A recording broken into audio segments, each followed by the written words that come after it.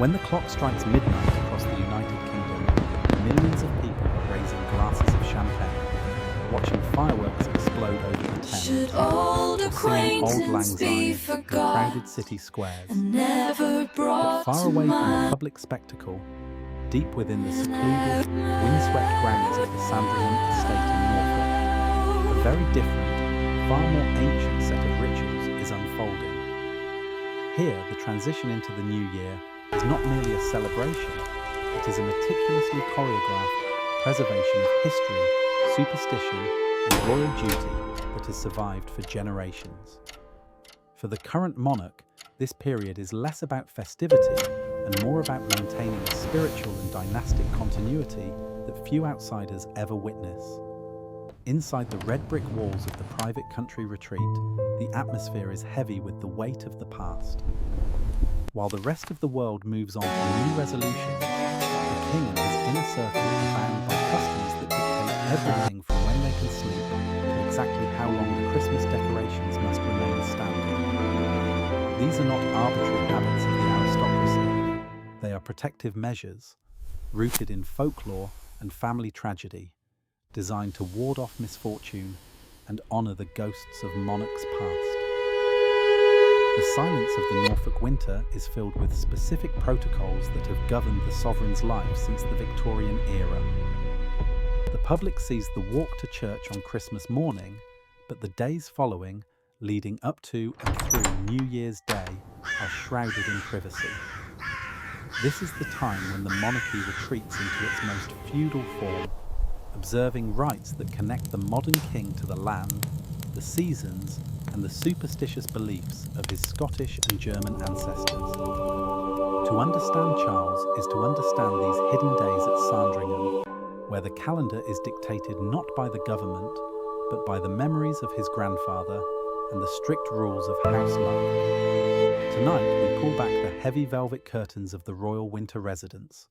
We are going to examine the specific, sometimes strange, and always significant customs that King Charles follows as the year turns. From the dark-haired stranger required to cross the threshold first, to the sombre reason the festive lights burn well into February, these are the traditions that protect the crown. This is the hidden world of a royal new year. Number 10. The Vigil of the Decorations. In almost every household across Britain, there is a superstitious urge to take down Christmas decorations by the 12th night, January 5th, to avoid bad luck. However, at Sandringham, King Charles enforces a strict rule that defies this national convention. The festive garlands, the towering tree in the ballroom, and the lights adorning the estate remain fully in place, untouched and glowing, until exactly February 6th. To a casual observer, this might appear to be a simple fondness for the festive season, but the reason is rooted in a deep, personal family tragedy that redefined the monarchy forever. February 6th marks the anniversary of the death of King George VI, Charles's grandfather and Queen Elizabeth's father, who passed away in his sleep at Sandringham in 1952. For decades, the late Queen stayed at the estate until this specific date to mark the anniversary in private contemplation, and she insisted the decorations remain up to maintain a sense of cheer during a period of mourning. It was a way to hold on to the memory of the last Christmas she spent with her father. Charles has chosen to continue this poignant vigil.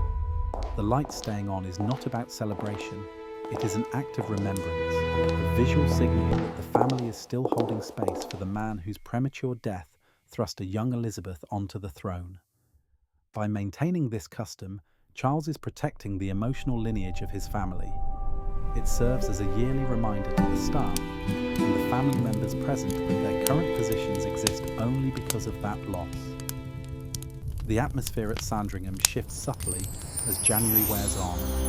The festive objects become almost shrine-like, bridging the gap between the joy of the holidays and the solemn duty of the accession. It is a physical manifestation of the royal burden. The joy of the crown is always inextricably linked to the death of a parent. Number 9. The rite of first footing. As the clock ticks past midnight on New Year's Eve, a very specific anxiety grips the royal household, driven by the ancient Scottish superstition known as first footing. King Charles, who holds a deep affinity for Scottish culture and spends much of his time at Balmoral, takes this folklore incredibly seriously, even when in Norfolk.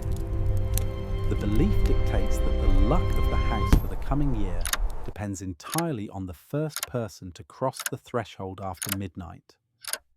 Tradition demands this person be a dark-haired male bearing specific symbolic gifts. If a fair-haired man or a woman were to enter first, it is considered a grave omen of misfortune for the year ahead, a superstition that dates back to the Viking invasions, where a blonde stranger at the door usually meant trouble. To ensure the prosperity of the monarchy, the first footer is often arranged in advance. A staff member or guest fitting the physical description is tasked with stepping outside just before midnight, only to knock and re-enter the moment the new year begins. They must carry coal for the fire, salt for wealth, and whiskey for good cheer. These distinct items represent warmth, sustenance, and prosperity, essential elements for the stability of the household. While this might sound like a quaint parlour game, in the context of the royal family, rituals of luck are treated with genuine respect. The monarchy relies on stability, and Charles, a man deeply attuned to spiritual and traditional rhythms, views these small acts as essential safeguards. It is a moment where the King of the United Kingdom bows to the old ways, acknowledging that even a sovereign is subject to the whims of fate. The ritual protects the spiritual hygiene of the palace, clearing the slate of the previous year's troubles and inviting positive energy for the 12 months to come. Number 8. The Midnight Hierarchy Game. One of the more exhausting customs for guests invited to celebrate the New Year with the King is the unwritten yet strictly enforced rule of the royal bedtime. Protocol dictates that no one is permitted to retire for the evening before the monarch. In the past, this was a test of stamina for guests of the late Queen and Prince Philip, who were known to stay up well past midnight. King Charles, while perhaps less of a night owl than his parents, still maintains the rhythm of the evening, and the social hierarchy is physically managed by who remains standing in the drawing room. The evening is not spent in idle chatter, but often involves parlour games, a tradition the Windsors adore, and outsiders often find bafflingly intense. Games like Ibble Dibble or elaborate rounds of charades are standard. These games serve a dual purpose. They are a release of tension after days of formal duty, but they also serve as a social filter. To play charades with the King is to enter a circle of trust. It requires guests to shed their deference and perform, yet they must maintain the delicate balance of not outshining the host or becoming too familiar. It is a psychological minefield disguised as family fun. The protection here is social. By keeping the circle tight and forcing participation in these somewhat archaic forms of entertainment, Charles ensures that those in his inner sanctum will play by his rules, literally and figuratively. It reinforces the tribal nature of the royal inner circle. If you can navigate the social cues of a parlour game at 1 o'clock a.m. while exhausted without offending the sovereign, you have proven your loyalty and your suitability to be in the room where history happens. Number 7. The Holy Supper of the Land. The menu for the New Year period at Sandringham is not merely a selection of gourmet dishes. It is a statement of the King's philosophy regarding the land. Charles has spent decades championing organic farming and sustainability, and the New Year feasts are the ultimate expression of this. The custom requires that the food served be almost entirely sourced from the estate itself or the surrounding local area. This is the Holy Supper of the agrarian calendar, where the King consumes the harvest of his own grounds. Venison, pheasant, and partridge shot on the estate during the winter season feature heavily. This is not just about freshness. It is a feudal tradition of the lord of the manor living off his land, The protection symbolised here is the stewardship of the British countryside. By insisting on eating game and seasonal root vegetables from his own soil, Charles is reinforcing the connection between the crown and the earth. It is a rejection of modern globalised food systems in favour of a hyper-local, cyclical approach to eating. Furthermore, the preparation of these meals follows old-school French service styles that have vanished from most modern households. Menus are written in French, and the service is formal, even if the family dinner is private. This culinary ritual protects the dignity of the royal table. It reminds everyone present that despite the relaxation of the holidays, standards must never slip. The king eats what the land provides, acknowledging that his power is, in a traditional sense, derived from the territory he reigns over. Number 6. The New Year's Day Church Parade. On the morning of January the 1st, while much of the country is nursing a hangover, the king and his family are preparing for a public display of unity and piety. The attendance at St. Mary Magdalene Church on the Sandringham estate is a non-negotiable fixture of the diary. This is not just religious devotion, it is a strategic public appearance. The walk to the church is one of the few times the public gets to see the pecking order of the royal family in real time. Who walks beside the king? Who walks a few paces behind? These spatial arrangements are carefully calibrated signals to the media and the public about the current standing of family members. For Charles, leading this procession on the first day of the year is an assertion of his role as the defender of the faith and the head of the family. It sets the tone for the year's public engagements. It is a visual manifesto that says, "We are here, we are united, and we are on duty." This ritual protects the image of stability. In a world of political chaos and changing social norms, the sight of the monarch walking the same path to the same church that his great-great-grandmother Queen Victoria did offers a comforting sense of permanence to the nation. It is a performance of continuity. The king knows that the cameras are watching, and this New Year's walk is his first opportunity to project the strength of the institution for the coming 12 months. Number 5. The relentless red box. One might assume that New Year's Day is a bank holiday for the king, as it is for his subjects. However, one of the most hidden and grinding customs of the monarchy is the arrival of the red box. Every single day of the year, with the exception of Christmas Day and Easter Sunday, the monarch receives a leather box filled with government papers, cabinet minutes, and documents requiring signature. New Year's Day is no exception. Charles begins his year not with leisure, but with labour. He sits at his desk at Sandringham to process the state business that does not stop just because the calendar year has changed.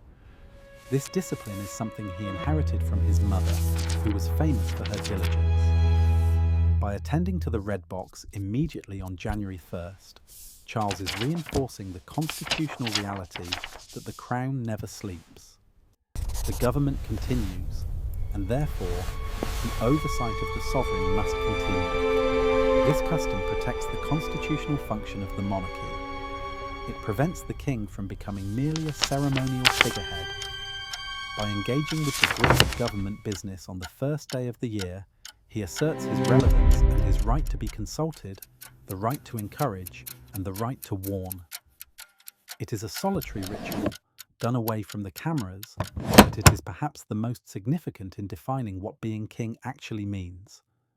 A life of unrelenting service, where the inbox is never truly empty. Number 4.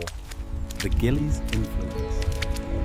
While the Gillies ball, a dance for the staff, is traditionally associated with the summer stay at Balmoral, see how far the water table has risen just since last week. Permeates the new year at Sandringham. We'll have to adjust the planting schedule The again. king maintains a custom of specific, informal interactions with his gamekeepers and estate staff during the winter shoot. This is a time when the rigid barriers between upstairs and downstairs are slightly permeable, rooted in the shared activity of the field sports that dominate the daylight. Where did you find it exactly? Charles, who Right has a here, deep respect under the for roots. rural workforce, uses the New Year period to reinforce his bond with the people who manage his lands. The conversations out in the cold, muddy fields of Norfolk See are the different distinct from those claw in the marks drawing here? rooms of London. Looks like a fox Here, the passed through king this listens morning. to the realities of land management, the health of the wildlife populations, and the concerns of the tenants. It is a custom of listening. This protects the king from the bubble of court life. It grounds him in the practical realities of the countryside, which is a key part of his identity. By maintaining these traditional field sport relationships, he ensures he is not just a distant landlord, but an active participant in the life of the estate. It fosters a loyalty among the staff that is fiercely protective. They see him not just as a figurehead, but as a man who understands the mud on his boots. Number 3. The prohibition of new technology. Sandringham is deliberately kept somewhat archaic. During the New Year retreat, there is a strong cultural preference against the intrusion of modern distractions. It's been While a the long king is time not a coming, but Luddite, I think the we're finally customs of there. the house I know, discourage and the I'm just obsessive so glad use we of did it smartphones together. and screens in communal areas. The focus is on conversation, reading, jigsaw puzzles, and the outdoors. It is a forced digital detox that has become a rule of the house. This unspoken custom is designed to protect the family's privacy and their mental space. In a world where they are constantly photographed and analysed, the New Year break is a sanctuary where they can exist without the mediation of a screen. It forces the family members to interact with one another directly, without the buffer of technology. It preserves the art of royal conversation, the ability to sustain a dialogue on a variety of subjects, which is a key skill for their public roles. Furthermore, it protects the sanctity of the location. Sandringham is a place of history. The intrusion of constant notifications and digital noise would break the spell of the royal time capsule that Charles carefully maintains. It creates a boundary between the frenetic pace of the modern world and the timeless rhythm of the monarchy. Number 2. The blessing of the house. Though less publicised than the church service, there is a spiritual dimension to the new year that Charles, a man of deep faith and interest in comparative religions, observes. This involves a moment of private prayer and reflection, often seeking a blessing for the house and the family for the year ahead. It is a quiet, internal custom where the king aligns his spiritual compass. Charles has often spoken about the sacred geometry of nature and the importance of spiritual health. The new year is a time for him to rededicate himself to his vows. This is not just a Christian duty, it is a personal ritual of grounding. He carries the weight of the Church of England as its supreme governor, and the new year is the time when that mantle is mentally adjusted and secured. This protects the moral core of the reign. A king without a moral or spiritual compass is vulnerable to the corruptions of power. By taking this time for deliberate, prayerful silence amidst the family chaos, Charles ensures that his actions in the coming year are guided by something higher than opinion polls. It is the invisible shield of faith that he deploys before stepping back into the political fray. Number 1. The solitary walk and the journal. The most significant and perhaps most poignant custom of King Charles is his solitary time in nature. Before the machinery of the state fully revs up, Charles will often take a long walk alone, or with just a protection officer at a distance, through the woods of Sandringham. Following this, he is known to spend time writing. He is a prolific letter writer and journal keeper, a habit he has maintained for decades. This ritual of walking and writing is how the king processes the world. It is his intellectual digestive system. In the quiet of the new year, he formulates his thoughts, his frustrations, and his hopes for his reign. These are not official state papers. They are the personal musings of a man who has waited a lifetime to lead. The Black Spider memos of the past proved how active his pen is. Today, that pen is used to clarify his vision.